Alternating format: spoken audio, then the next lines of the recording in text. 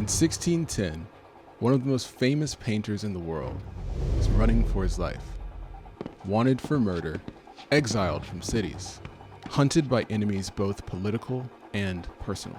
And yet, in the final months of Caravaggio's life, he keeps painting. Scenes of accusation, denial, and reckoning. One painting in particular stands out, the denial of St. Peter.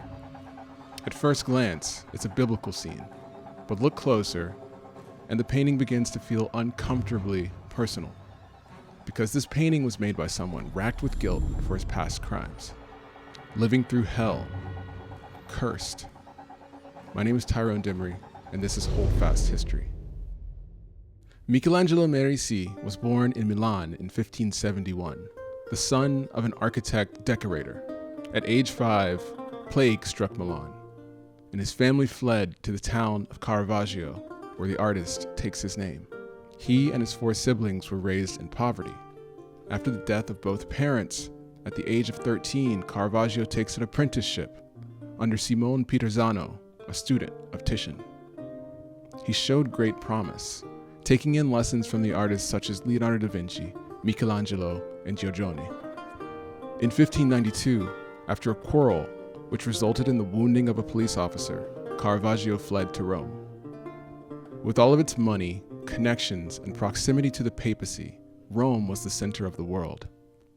Young Caravaggio was hungry, eager to make a name for himself. He burst onto the scene, becoming known for his radical naturalism and realism, a stark contrast to the exaggerated style of mannerism popular at the time. Early works in his career, such as The Musicians, show us youthful figures with soft skin and warm tones, even still life paintings in rooms full of sunlight. These paintings feel vivacious, indulgent, and even playful, representing a Rome where Caravaggio still felt welcome and well celebrated. But even here, something is different. Caravaggio doesn't idealize his subjects like the Renaissance masters who came before him. He paints people as they are, often pulling models off of the street, a revolutionary practice. We can see dirt underneath the fingernails, wrinkles on the skin, street kids posing as gods. Reality was his obsession, and eventually reality would catch up to him. Between 1600 and 1606, at the height of his fame, Caravaggio is just as notorious as he is celebrated. He was known for street brawls and gambling debts and lawsuits that filled city ledgers. He carried a sword illegally, drank furiously, and seemed permanently on the edge of violence. Then in 1606, everything came crashing down. Caravaggio became embroiled in a violent confrontation with Ranuccio Tomassoni, a local gangster connected to a powerful Roman family. What sparked the fight remains murky even today. Some suggest it started over unpaid gambling debts, possibly during a heated game of palla-corda, an early form of tennis. Others claim it was over Felide Melandroni, a well-known prostitute who appeared repeatedly in Caravaggio's paintings and who may have been under the control of Tomassoni. What is certain is the outcome. On May 29, 1606, Caravaggio killed Tomassoni. Whether it was intentional murder or a fight gone catastrophically wrong no longer mattered. Tomassoni's family demanded an eye for an eye and moved swiftly. The sentence was severe, bando capitale in absentia, a lifetime banishment and standing death sentence. Anyone, anywhere, who recognized Caravaggio could legally carry out that death sentence. He fled south, beginning a desperate life on the run, all the time still painting. In Naples, he was protected by the Sforza family. He enjoyed brief success in the small southern town, but as his enemies closed in, he fled once again. Eventually, he reached the island of Malta, where astonishingly, he was admitted into the elite order of the Knights of Malta. With the help of the powerful patronage of the Templar Knights, Caravaggio was well on his way to redemption. However, bad luck followed the artist. After less than 2 years in Malta, Caravaggio was arrested after another violent altercation, imprisoned, and then expelled from the order in disgrace. Even so, he continued to paint, producing some of the most haunting works of his career. Caravaggio was known as a master of light, using a technique called chiaroscuro, the relationship between light and dark. An artist reserves his lightest lights and his darkest darks for a dramatic intensity in the painting.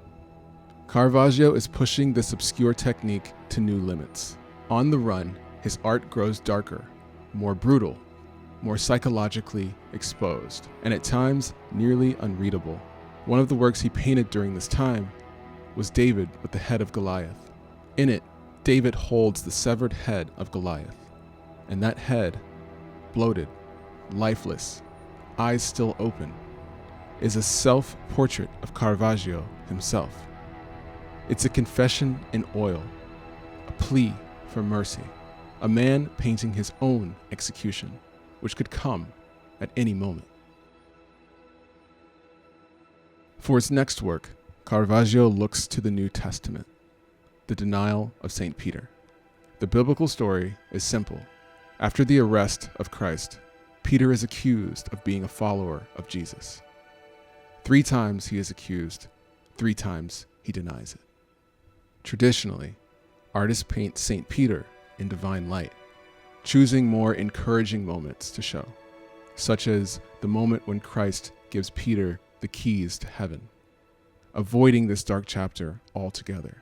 Caravaggio does not shy away from the taboo. He floods the scene with darkness. We are in a dimly lit inn. The only light, a distant fireplace, its glow barely cutting through the darkness. Embers drift through the air, falling across the scene. Just a sliver of light on the armor of the soldier, a halo around the head of the servant girl, and a warm spotlight on Peter himself. The figures Caravaggio chooses are real people off the street. Beggars, prostitutes, and drunkards pose for a scene of the Most High. The Roman guard wears armor contemporary to the 17th century, collapsing the distance between the biblical past and Caravaggio's present, and giving the scene an unsettling, almost confrontational immediacy. Peter is cornered. The soldier points an accusing finger. The woman in the center points 2, making 3 accusations. Peter turns his hands to himself and beats at his chest as if to say, "Who, me?" A clear gesture of denial. But if we look closer, this could be seen as the mea culpa, an admission of sin during the Catholic Mass. Peter is at once denying and admitting his sin, all under the light of the Lord. Look at the anguish on Peter's face, the furrowed brow, the tears in his eyes. This is a reflection of the artist. Caravaggio knew accusation. He knew denial. He knew guilt. He's blurring the line of artist and subject, sinner and saint. At this point, Caravaggio is beaten and broken. He's run out of world to flee to. He needs a miracle. And in a turn of fate, due to connections with the Sforza family, Caravaggio hears word that a papal pardon may be possible. He gathers his final paintings and sets out for Rome at last. He never makes it. His paintings arrive without him. Some accounts say he died of fever. Others suggest infection from old wounds, or slow poisoning from years of lead exposure in paint. Still others whisper murder. The truth remains uncertain. We may never know exactly how Caravaggio died, but his final paintings tell us how the artist lived towards the end, not as a rebel romantic or a triumphant genius, but as a man who understood guilt and fear, and that survival comes at a moral cost. The denial of St. Peter isn't about an apostle, it's about a human being under pressure, a man cursed and at the end of his line. And this is why we love Caravaggio to this day. Artists can often feel unrelatable, untouchable enigmas and creative machines. Caravaggio is our most human artist, pushing the viewer deeper and deeper into the shadows. He would go on to influence the incoming Baroque movement of the 17th century, and artists such as Velázquez and Rubens and Rembrandt. Today you can see his influence in the world of cinema, in the works of David Fincher and Ridley Scott and Robert Eggers. I'm curious to know what you think happened to Caravaggio.